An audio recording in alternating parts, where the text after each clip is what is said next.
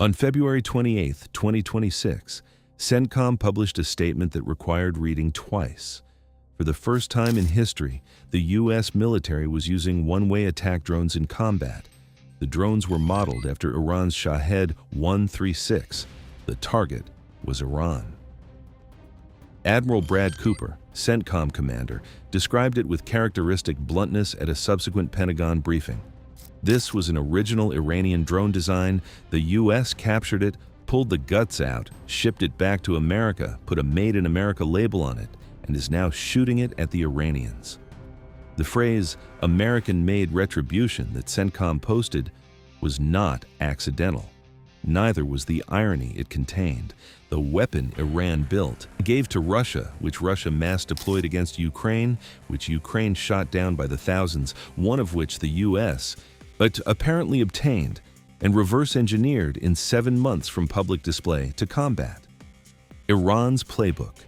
American electronics, launched at Iran. The procurement speed is its own story.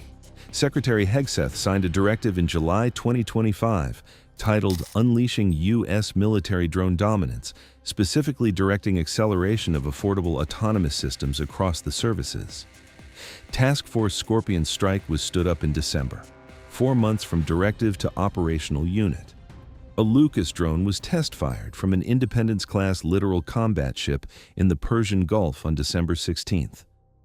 According to open-source intelligence researchers, it was used in actual combat on January 3, 2026, not as part of Operation Absolute Resolve in Venezuela, coordinating with missile strikes to saturate and overwhelm air defenses before special forces captured President Nicolas Maduro. And then, 11 weeks later, it was in combat over Iran. According to Drone XL, that timeline, public debut to combat in 7 months, would have been unthinkable for any legacy defense contractor running a traditional acquisition program. On paper, the Lucas looks like a modest improvement over its origin. The Shahed 136 carries a larger warhead and has a longer demonstrated range, 2 metrics where Iran still holds the advantage. But the Lucas was not designed to outperform the Shahed on those numbers. It was designed to be fundamentally different in what it does after launch. According to CENTCOM and defense analysis from Drone XL, the Lucas integrates autonomous AI coordination features that allow drones in the same swarm to communicate and adapt with each other mid-flight, redistributing targeting priorities based on which defenses are active and where sensor gaps exist. The Shahed 136 is a point-and-shoot weapon, programmed before launch, GPS guided to a fixed coordinate, no in-flight adaptation. Lucas operates in a networked mesh. The distinction matters enormously in a contested electronic environment where Iranian jamming was active throughout the campaign. According to Drone XL analysis citing SpectreWorks documentation, Lucas also functions as a communications relay node within the multi-domain unmanned systems communications music mesh network. That means a Lucas drone flying toward a target is simultaneously maintaining data links between U.S. and partner units operating in the same corridor. In a GPS-jammed environment over Iran, where Iranian electronic warfare assets have been active, that relay function is not incidental. It is part of why retired Navy Rear Admiral Lawrence Selby told Aerospace America that you do not send Lucas after a hardened bunker. You send it after the radar protecting the bunker or the fuel depot keeping the Air Force flying. The weapon is designed for the infrastructure that enables threats, not necessarily the threats themselves. Foreign Affairs published the cost comparison that reframes the entire Lucas deployment. According to their analysis, the U.S. had reportedly fired approximately 400 Tomahawk missiles in the first phase of Operation Epic Fury, at an estimated cost of around $800 million. That same $800 million spent on Lucas units at $35,000 each would purchase approximately 23,000 drones. The Tomahawk is a far superior weapon in a direct one-on-one engagement. Its range, warhead, and precision are significantly greater. But a swarm of 23,000 Lucas drones cannot be defended against using the same defensive architecture that handles 400 cruise missiles. The math forces a defender into a different category of problem. Iran figured this out in 2022 with the Shahed. The US is now deploying the same logic offensively. According to former military drone operator Brett Velikovich in Aerospace America, Lucas units are generally launched in swarms of 4 to 10. That operational pattern, not single shots, but grouped launches, means each engagement is a miniature saturation event rather than a single precision strike. The Iranian and Russian experience in Ukraine demonstrated that even 90% intercept rates against large swarms leave significant numbers getting through.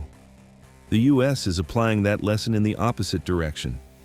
For years, Iran forced defenders to fire Patriot missiles, costing $4 million to intercept a Shahed, costing $20,000. Lucas reverses that equation on offense, forcing Iranian defenders to fire whatever they have left at a $35,000 drone, if they can track it at all. Within hours of CENTCOM releasing official imagery of Lucas drones on the flight line, Russian military telegram channels began circulating a specific detail: the communications box visible on top of the airframe. Rybar, with over 1.5 million subscribers, identified it as a Starlink terminal. The thread aggregated across channels hit over 1 million views. Elon Musk responded within 55 minutes, clarifying that military weapons communicate through Starshield, a separate government-owned network built on top of Starlink infrastructure with enhanced security, encryption, and classified key management that SpaceX itself does not control. Musk's clarification was intended to draw a distinction between commercial Starlink and the military network. Russia's analysts correctly understood that Starshield being involved made the problem significantly worse. Now here is the physics that separates the two jamming problems. GPS satellites orbit at roughly 12,500 miles from Earth. By the time that signal reaches the ground, it is weak, which is precisely why Russia's truck-mounted jamming systems have been effective at degrading GPS guidance in Ukraine. Starlink operates in low Earth orbit at approximately 341 miles up. The signal is significantly stronger at the receiver. More critically, a Starlink terminal is not locked to one satellite. It is continuously communicating with multiple satellites in the mesh network, switching between them as those satellites move across the sky at roughly 17,000 miles per hour.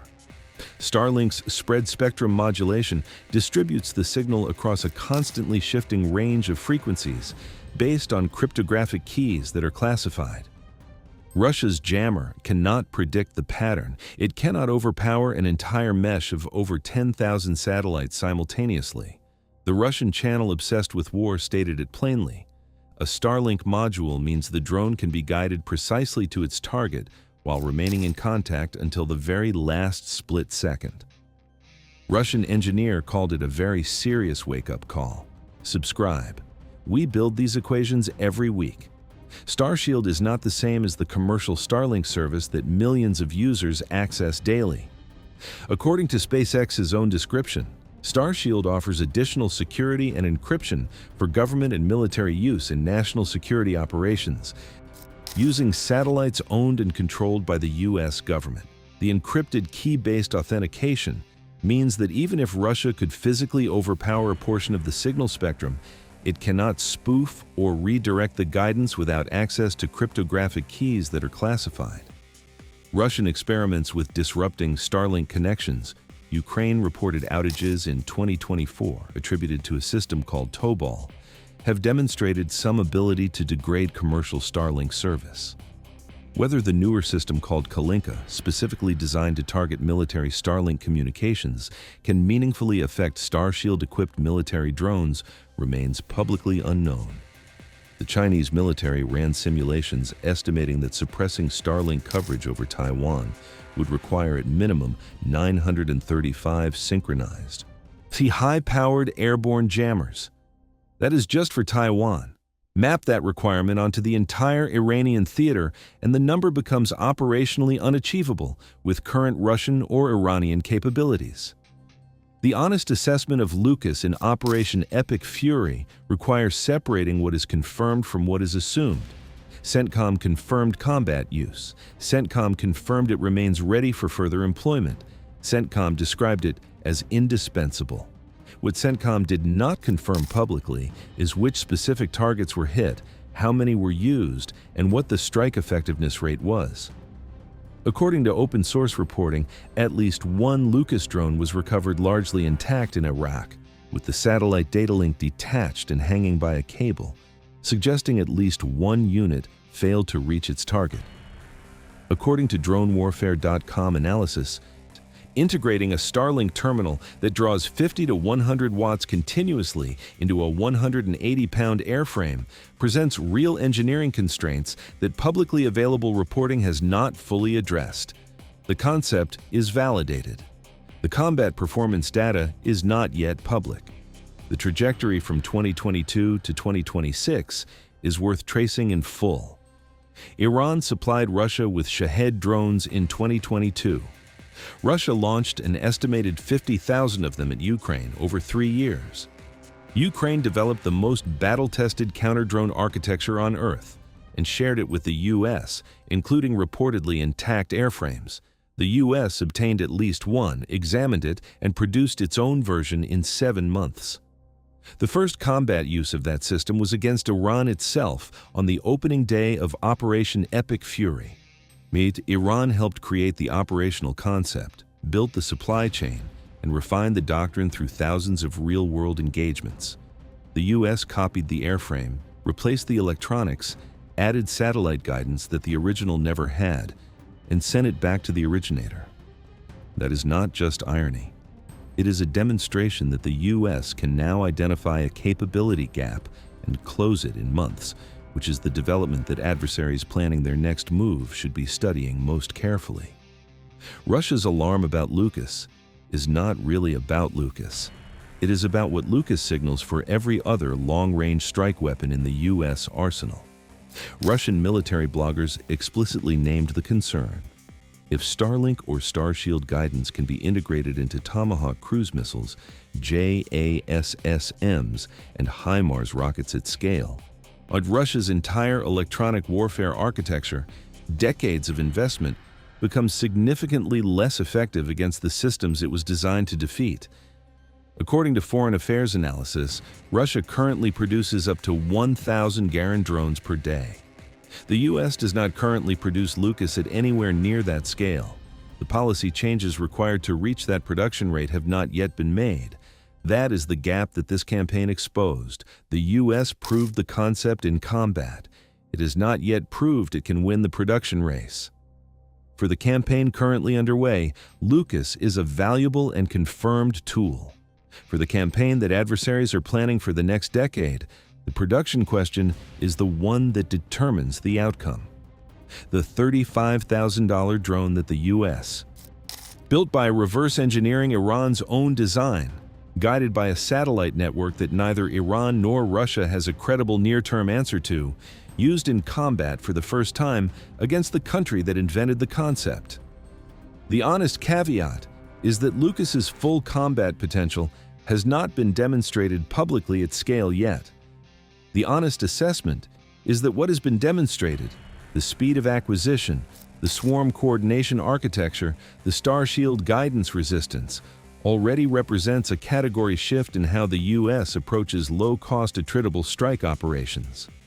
The future fight, as a senior defense official told Aerospace America, will not be decided by who has the most exquisite single platform. It will be decided by who can field, sustain, and replenish distributed autonomous systems faster than the enemy can defeat them. Lucas is the first U.S. proof of concept for that doctrine in combat against Iran with Iran's own design. This video is based on publicly available reports and analysis. Some details may be subject to change.